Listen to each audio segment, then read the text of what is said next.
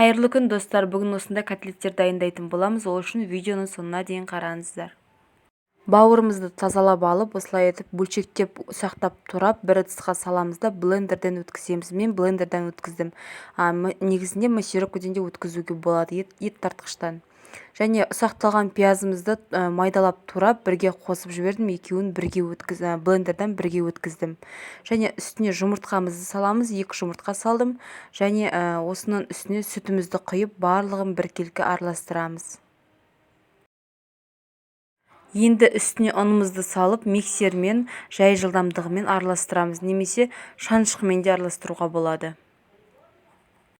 Енді осы дайын болған бауырдың үстіне бұрышымыз бен тұзымызды дәміне қарай саламыз, және барлығын тағы да біркелкі араластырып жібереміз.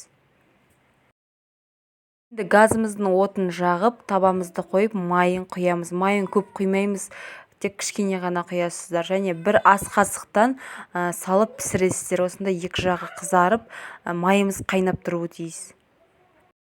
Мінекей барлығы осылай болып пісті, өте дәмді болып шығады. Сондықтан жасап көріңіздер және каналға тіркелуді, лайк басуды ұмытпаңыздар.